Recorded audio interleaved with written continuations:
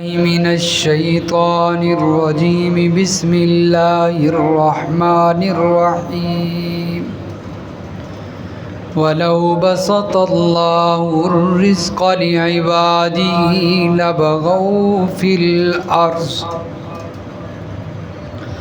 اور اگر اللہ تعالی فراخ کر دیتا، کشادہ کر دیتا روزی اپنے بندوں کے لیے، تو وہ زمین کے اندر بغاوت کرتے، شرارتیں کرتے۔ وَلَٰكِن يُنَزِّلُ بِقَدَرٍ مَّا يَشَاءُ، لیکن اللہ تعالی اتارتا ہے اندازے کے ساتھ رزق کو جس کے لیے بندوں میں سے چاہتا ہے۔ انہ بعبادہ خبیر بصیر، بے شک وہ اپنے بندوں کی خبر رکھنے والا ہے، ان کو دیکھنے والا ہے۔ وَهُوَ الَّذِي يُنَزِّلُ الْغَيْثَ مِن بَعْدِ مَا قَنَطُوا، اور وہی اللہ تعالی ہے جو اتارتا ہے بارش بعد اس کے کہ جب لوگ نا امید ہو جاتے ہیں۔ وَيَنشُرُ رَحْمَتَهُ، اور پھیلا دیتا ہے اپنی رحمت کو۔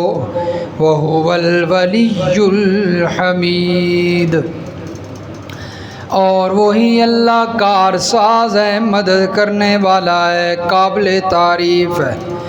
وَمِنْ آیَاتِهِ خَلْقُ السَّمَاوَاتِ وَالْأَرْضِ، اور اسی کی قدرت کی نشانیوں میں سے ہے آسمان و زمین کا پیدا کرنا۔ وَمَا بَثَّ فِيهَا مِن كُلِّ دَابَّةٍ، اور جو کچھ اس نے ان دونوں میں آسمان و زمین میں جانور پھیلا رکھے ہیں، یہ سب بھی اس کی قدرت کی نشانیاں ہیں۔ وَهُوَ عَلَىٰ جَمْعِهِمْ إِذَا يَشَاءُ قَدِيرٌ، اور وہ اللہ تعالی ان تمام کو جمع کرنے پر قادر ہے جب چاہے۔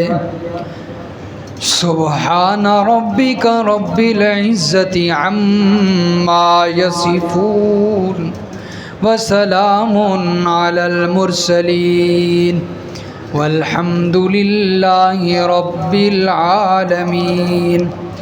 اللہم صل علی محمد وعلی آل محمد کما صلیت علی ابراہیم وعلی آل ابراہیم انک حمید مجید۔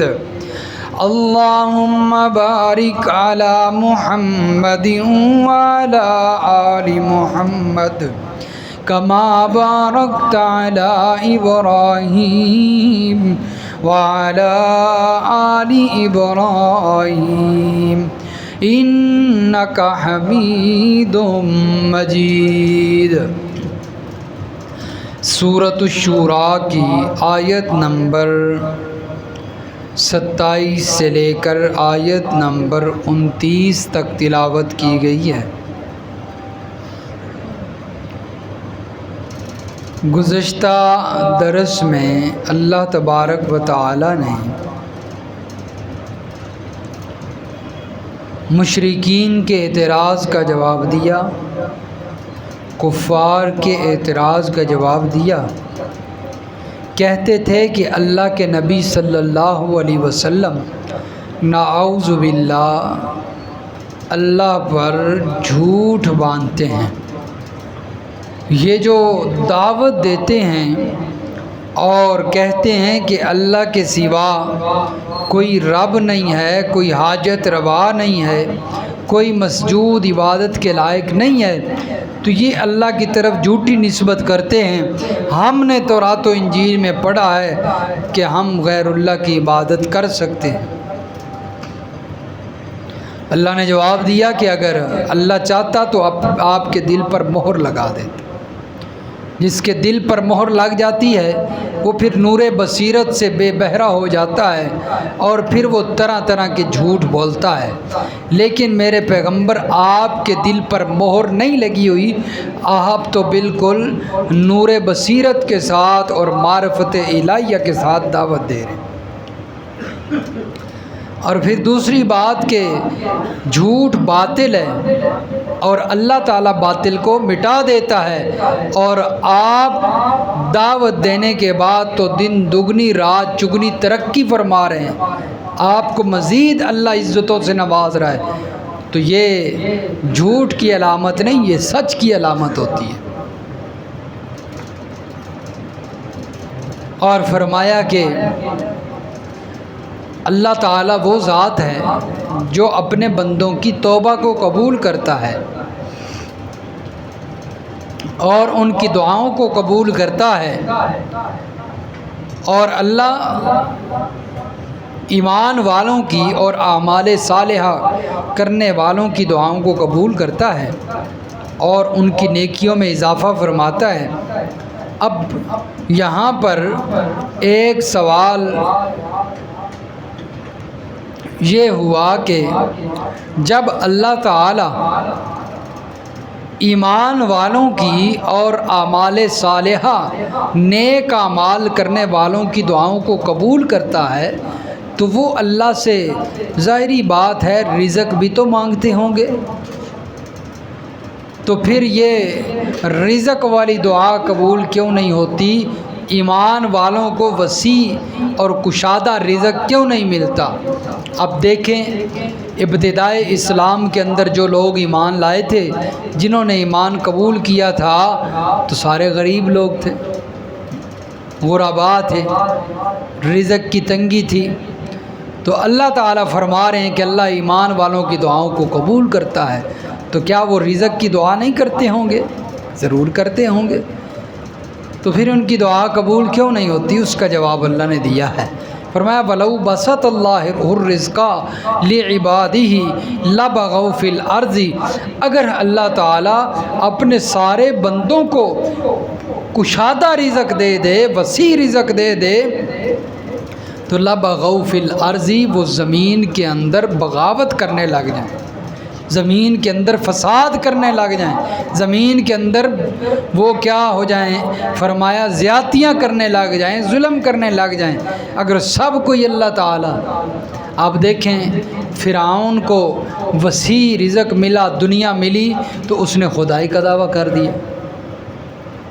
قارون کو اللہ نے ڈھیر سارے مال سے نوازا تو وہ بھی باغی بن گیا، اس نے بھی لبغا فی الارض، زمین کے اندر وہ سرکش ہو گیا۔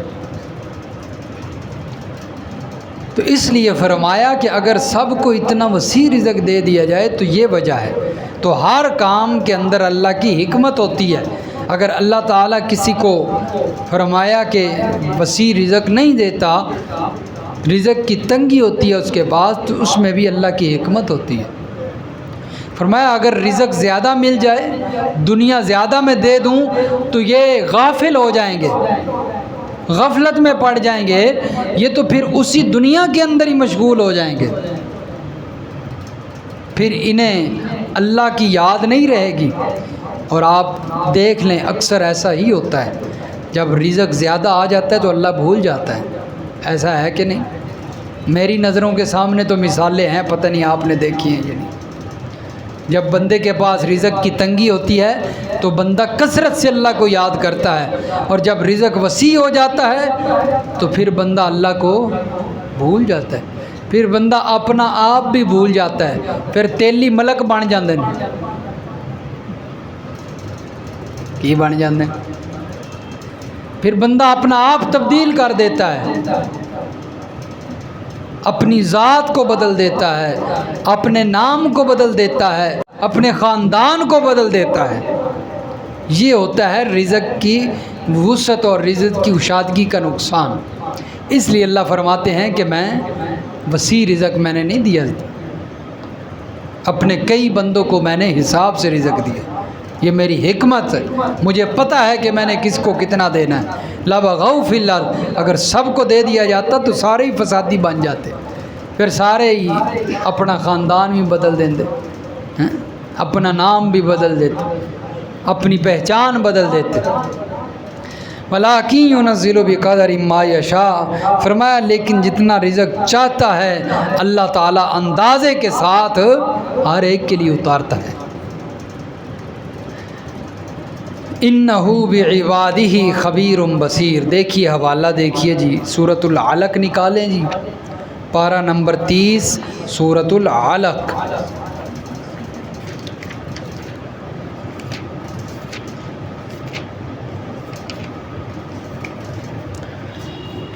صفحہ نمبر 724، صفحہ نمبر 724۔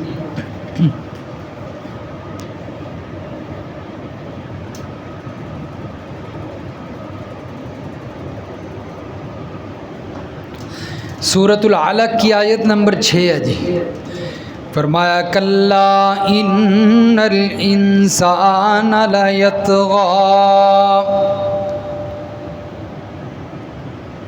ہرگز نہیں، ان پکی بات ہے، یقینی بات ہے، الانسان انسان، لیطغی حد سے نکل جاتا ہے، سرکش ہو جاتا ہے، الرآہ استغنا، اس وجہ سے کہ تو اس کو دیکھے گا کہ وہ غنی ہو گیا ہے، وہ مالدار ہو گیا ہے۔ کب حد سے نکل جاتا ہے؟ جب وہ کیا ہو جاتا ہے؟ مالدار ہو جاتا ہے، پھر وہ حد سے نکل جاتا ہے، پھر وہ انسانیت کی حد سے نکل جاتا ہے، پھر وہ انسان نہیں رہتا، پھر وہ اپنے آپ کو پتہ نہیں کیا سمجھنے لگتا ہے، پھر وہ اللہ سے غافل ہو جاتا ہے، اللہ کی یاد سے غافل، اس کے دل میں اللہ کا ڈر بھی نہیں رہتا، اسے یہ بھی خیال نہیں آتا کہ میں نے مرنا ہے۔ تو اس لیے فرمایا اللہ تعالیٰ کشادہ رزق جو ہے وہ ساروں کو اللہ نے عطا نہیں کیا۔ فرمایا وَلَٰكِن يُنَزِّلُ بِقَدَرٍ مَّا يَشَاءُ، اور ایک اور وجہ بھی اللہ نے بیان فرمائی ہے قرآن میں، یہ آگے یہ سورۃ الشورى ہے نا جی، اس سے اگلی سورت ہے سورۃ الزخرف، اس میں بھی دیکھیں سورۃ الزخرف کی آیت نمبر 32 ہے جی۔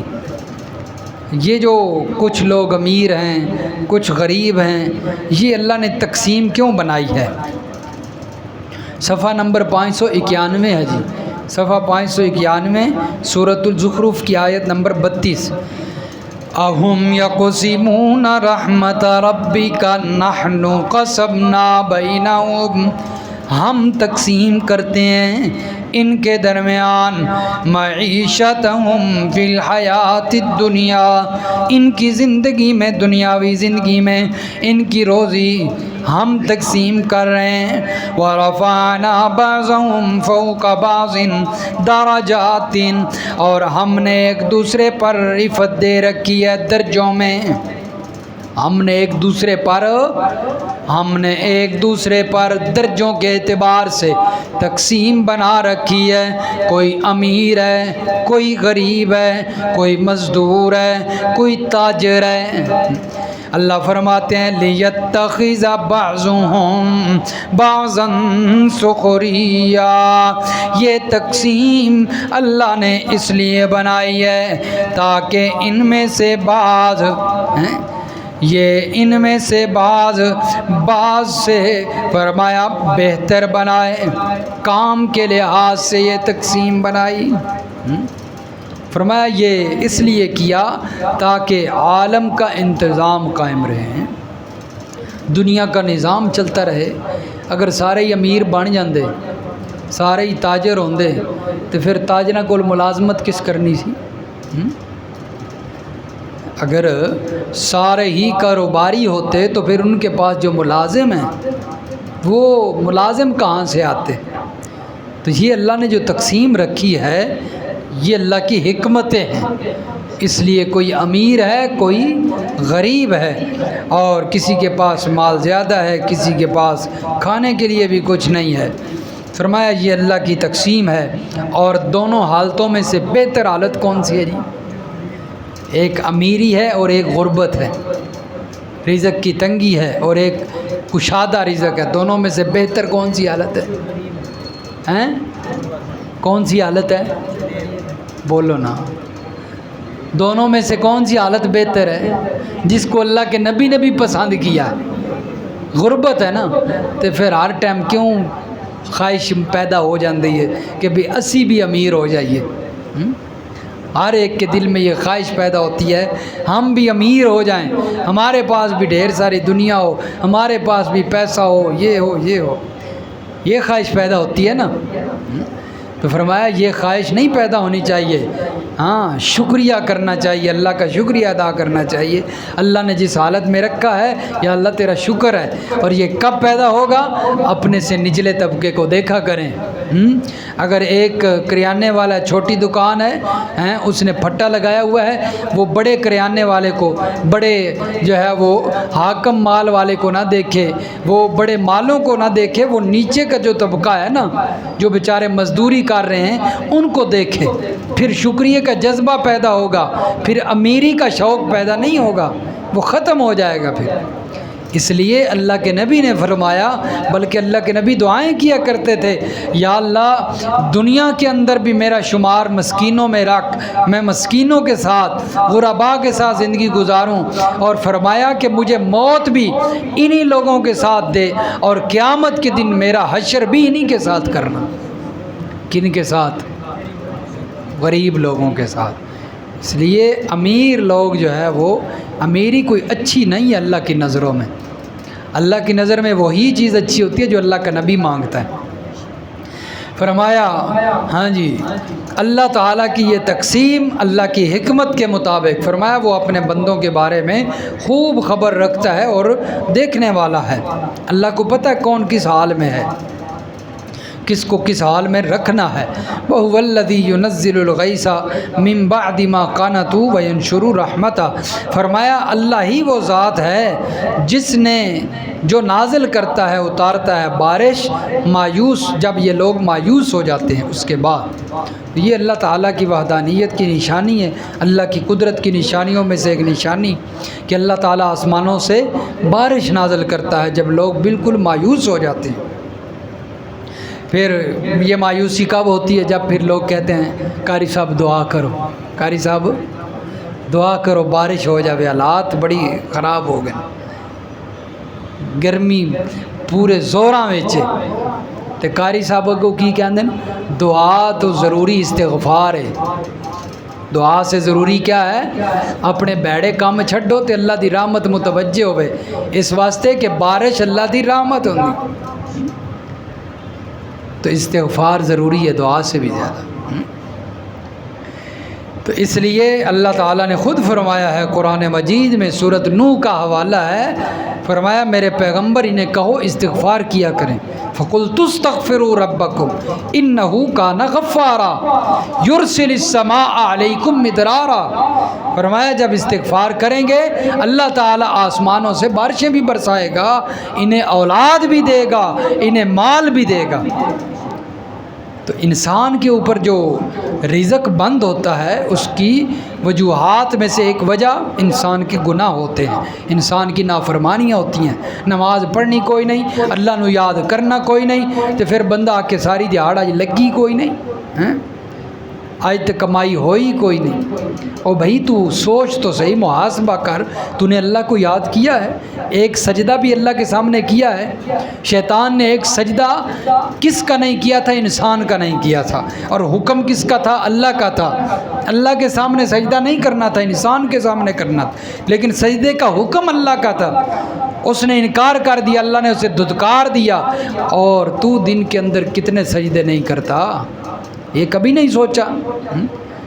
اور زبان پہ شکوے ہیں، میرا رزق نہیں چل رہا، میرا کاروبار نہیں چل رہا، میرا پتہ نہیں کاروبار ماند پڑ گیا، پھر بھاگتا ہے، کبھی کسی سے تعویذ لاتا ہے، کبھی کسی کی جو ہے وہ کوئی دھاگا لے کر آتا ہے، دکان میں باندھ دیتا ہے تعویذ، جی اس سے کاروبار بڑھے گا، وہ بڑھے گا نہیں، وہ پہلے سے بھی خراب ہو جائے گا۔ یہ نہیں سوچنا بے کاروبار بند کیوں ہوا ہے، کاروبار ماند کیوں پڑا ہے، اور طرف بھاگتا ہے، کوئی تعویذ لینے بھاگتا ہے، کوئی پانی لینے بھاگتا ہے، کوئی کیا لینے بھاگتا ہے، کوئی کیا ہے۔ کبھی یہ بھی سوچا ہے کہ کاروبار ماند کیوں پڑا ہے؟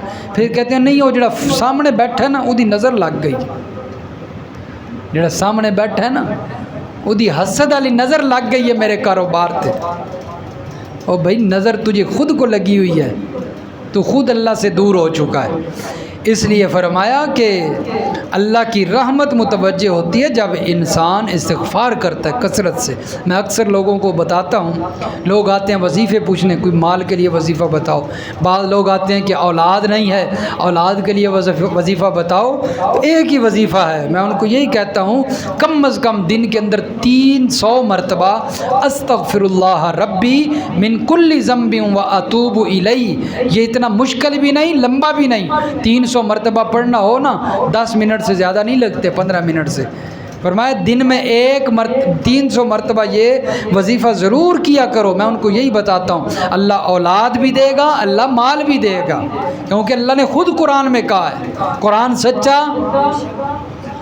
سچا تو پھر یہ وظیفہ بھی سچا، تو یقین کرنا تہاڈا کام ہے۔ ہاں جی، فرمایا وَيُنَزِّلُ الْغَيْثَ، وہ اللہ تعالیٰ بارشیں برساتا ہے، کب؟ جب یہ لوگ مایوس ہو جاتے ہیں۔ وَيَنْشُرُ رَحْمَتَهُ، بعض یہ ان لوگوں کا رد بھی ہے، بعض لوگ کہتے ہیں نہیں جی یہ نظام ساری کائنات کا خود ہی چل رہا ہے، اس کو کوئی چلانے والا نہیں ہے، یعنی اللہ تعالیٰ کا انکار کرتے ہیں۔ تو ان کا رد بھی ہے کہ دیکھیں وہ کیا کہتے ہیں، وہ کہتے ہیں یہ جو بارشیں ہوتی ہیں نا، یہ طبی طور پر سمندروں سے کچھ بخارات اٹھتے ہیں اپنی مرضی سے، اور پھر جو ہے وہ بادلوں کی شکل اختیار کر کے بارشیں ہوتی ہیں۔ تو ان سے بندہ یہ پوچھے اگر وہ طبی طور پر آتے ہیں تو پھر ہونا تو یہ چاہیے کہ بیک وقت بارش ہر جگہ پہ ہونی چاہیے اور ایک روٹین کے مطابق ہونی چاہیے، ایسا ہے کہ نہیں؟ لیکن ہوتا کیا، منڈی باولدین کے اندر بارش ہوتی ہے اور دوسرے علاقے میں نہیں ہوتی، بلکہ یہ تو دور کی میں نے کہہ دی، ادھر نور مسجد میں جو ہے وہ بارش ہو رہی ہوتی ہے، ادھر ساتھ چلے جائیں کمیٹی چوک میں بارش نہیں ہوتی۔ اگر طبی طور پر یہ سارا کام ہو رہا ہے تو پھر تو ہر جگہ پہ ایک جیسی بارش ہونی چاہیے۔ فرمایا یہ اللہ کی قدرت ہے، اللہ جہاں چاہتا ہے جتنی چاہتا ہے بارش برسا دیتا ہے۔ بارشیں برسانے والا کون ہے جی؟ اللہ کی ذات ہے۔ فرمایا وَيَنْشُرُ رَحْمَتَهُ، اور وہ اپنی رحمت کو پھیلا دیتا ہے، وَهُوَ الْوَلِيُّ الْحَمِيدُ، اور وہ کارساز ہے، مددگار ہے، الحمید تعریفوں کے لائق ہے۔ وَمِنْ آیَاتِهِ خَلْقُ السَّمَاوَاتِ وَالْأَرْضِ، فرمایا اسی کی نشانیوں میں سے ایک فرمایا نشانی یہ بھی ہے کہ آسمان و زمین کا پیدا کرنا۔ اب اتنی بڑی زمین پانی کے اوپر بچھا دینا یہ کوئی عام کام تو نہیں ہے، یہ کوئی نہیں کر سکتا اللہ کے سوا۔ فرمایا یہ اللہ کی قدرت ہے، اللہ نے اتنی زمین بچھا دی، اور پھر آسمانوں کو جو کہ دھواں تھے ان کو آسمانوں کو چھت بنا دیا انسان کے اوپر، اور فرمایا چھت بھی بغیر ستونوں کے۔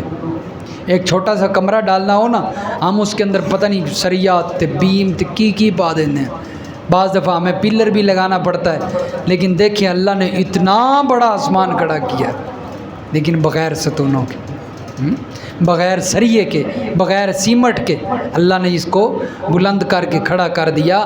فرمایا یہ اس کی قدرت کی نشانیاں ہیں، یہ صرف اللہ ہی کر سکتا ہے، حضرت علی حجویری نہیں کر سکتے، یہ صرف اللہ ہی کر سکتا ہے، امام بری نہیں کر سکتے، شیخ عبد القادر جیلانی نہیں کر سکتے، امام الانبیاء بھی نہیں کر سکتے۔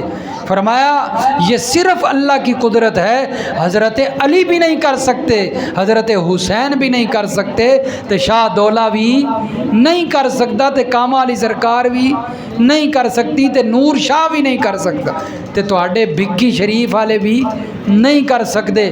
فرمایا جب یہ قدرت اللہ کی ہے تو پھر ماننا پڑے گا عبادت کے لائق بھی اکیلا اللہ ہے۔ جب اس آسمان کو کھڑا کرنے میں ان ہستیوں کا، ان بزرگوں کا کردار نہیں تو پھر عبادت بھی اور سجدہ بھی صرف اسی کا کرو، ان کا نہ کرو۔ فرمایا یہ اس کی قدرت کی نشانیاں وہ سمجھاتا ہے۔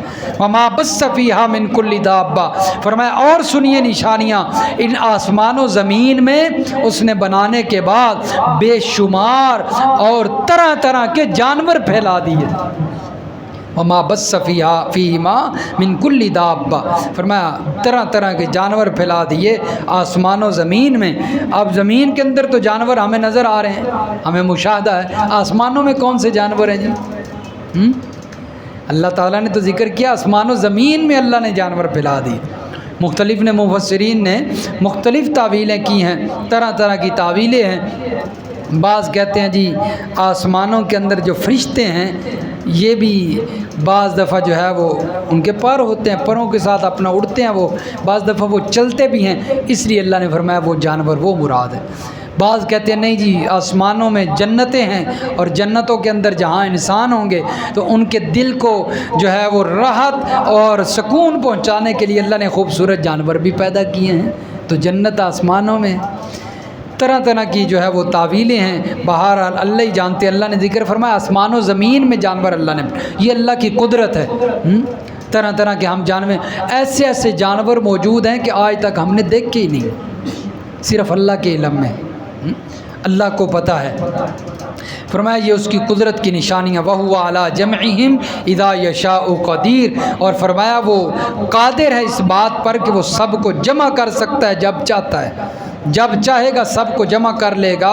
قیامت کے دن حشر کے میدان میں اللہ اس پر قادر ہے۔ تو جو لوگ قیامت کا انکار کرتے ہیں ان کے لیے یہ جو اللہ نے جواب دیا کہ اللہ تعالیٰ اس بات پر بھی قادر ہے کہ اللہ تعالیٰ سب کو قیامت کے دن جمع کر سکتا ہے۔ اتنی بڑی بڑی چیزیں اللہ بنا سکتا ہے، تو چھوٹا جہا انسان دوبارہ بنانا اللہ واسطے مشکل نہیں ہے۔